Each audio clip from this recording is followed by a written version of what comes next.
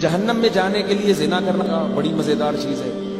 جہنم میں جانے کے لیے جھوٹ بولنا پڑے گا, کتنا مزہ آتا ہے, پیسے مل جاتے ہیں جھوٹ بول کے.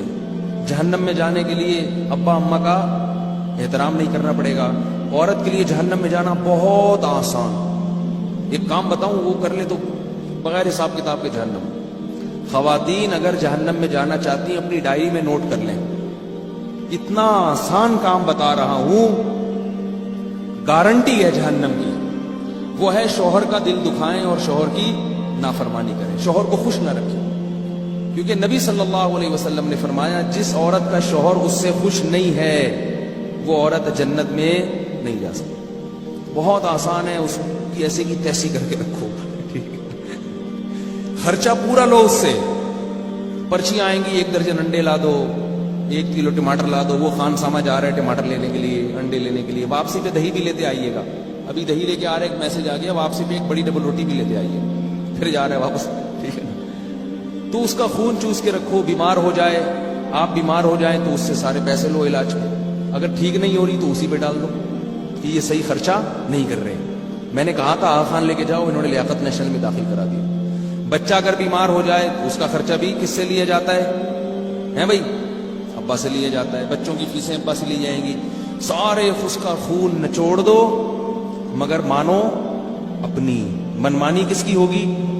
بہت ہی شارٹ کٹ راستہ ہے جہنم میں جانے کا. اچھا خیر, زیادہ نہ ہو جائے گا.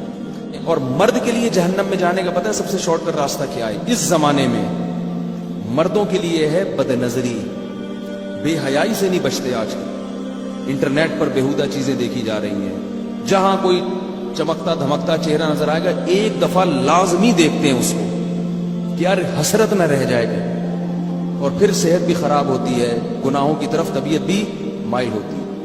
تو یہ تو اللہ نے سب سے بڑی آزمائش مرد کے لیے عورت کو بنایا ہے. یہ قرآن میں ہے, زُيِّنَ لِلنَّاسِ حُبُّ الشَّهَوَاتِ مِنَ النِّسَاءِ. قرآن کے الفاظ ہیں کہ ہم نے لوگوں کے لیے یعنی مردوں کے لیے جو سب سے مزین چیز بنائی ہے وہ عورتوں کو بنایا ہے.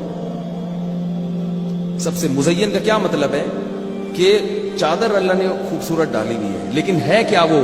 عذاب ہے, آگ ہے اگر حرام طریقے سے جاؤ.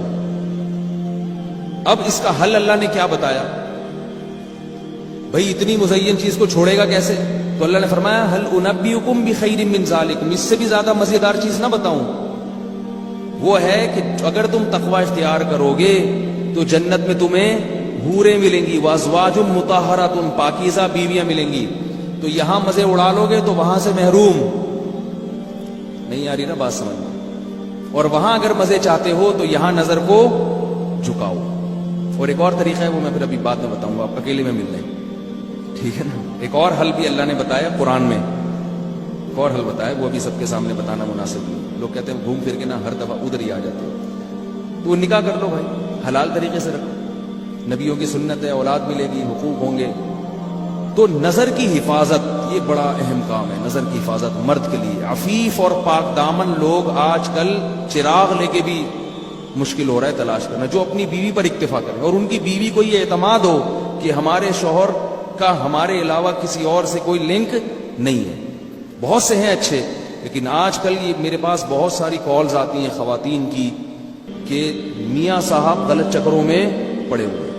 تو بھائی اپنے آپ کو ان چکروں سے بچاؤ. ایک خاتون بیچاری بہت پریشان ہے, یو کے سے فون کرتی ہیں, زندگی رو رہی ہیں, میرے میاں کو لت پڑ گئی ہے لڑکیوں سے, دوستوں کی, میرے بچے تباہ ہو رہے ہیں, برباد ہو رہے ہیں. میں ان بیچاری کو کیا کہتا, ان کو میں نے کہا صبر کرو, اس کو بڈھا ہونے دو.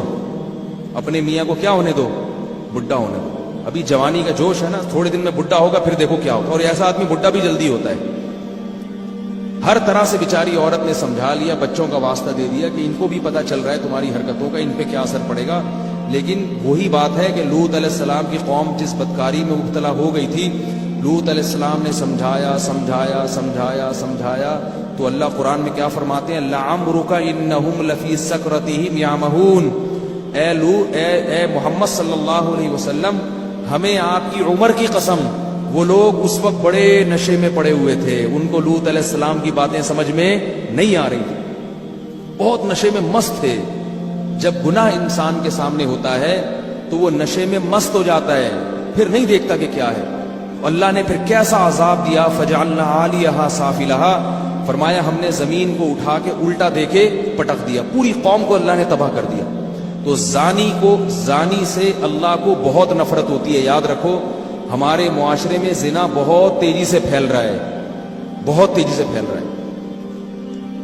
میرے پاس کالز آتی ہیں، ایسا ہی نہیں کہہ رہا میں، بہت تیزی سے لوگ تو اپنے ہر چیز دل کی بات کر لیتے ہیں نا علماء کے سامنے، بہت تیزی سے زنا پھیل رہا ہے۔ اس کو اللہ کا واسطہ روکنے کی کوشش کرو، سختی کرو اپنے گھر میں، چچزاد پھوپھیزاد بہنوں کو بے پردہ نہ ہونے دو کزنوں کے سامنے۔ اگر آپ کا بیٹا چچزاد پھوپھیزاد بہن سے دوستی لگاتا ہے، پابندی لگاؤ اس پر۔ میرے گھر میں جب میرے چچزاد پھوپھیزاد بھائی آتے تھے، میرے والد صاحب کے بھتیجے ہوتے تھے، تو والد صاحب ہماری بہنوں کو حکم دیتے تھے کہ ان کے سامنے نہیں آنا ہے۔ غصہ کرتے تھے کہ ایسے بے محابہ کوئی نہیں آ کے بیٹھے گا۔ ان کو حکم تھا کہ آپ بیٹھک میں بیٹھیں اور یہیں سے پتلی گلی سے نکل جائیں، جس نے ملنا ہوگا آپ سے یہیں آ کے ملے گا، ناراض ہوتا ہے تو ہونے دو۔ بہت زیادہ برائی پھیل رہی ہے، مصافحہ کرنا کزنوں سے، گلے ملنا کزنوں سے، براڈ مائنڈڈ کہہ کے نا سب کو بے شرم بنا دیا ہے۔ براڈ مائنڈڈ ہیں ہم، کوئی گھٹیا تھوڑی ہیں، گلے بھی بڑے تمیز سے ملتے ہیں کہ ایسے جیسے بالکل کوئی احساس ہی نہیں ہو رہا ہمیں۔ چھوڑ دو اللہ کے بندو، یہ غیر مسلم کا کلچر ہے۔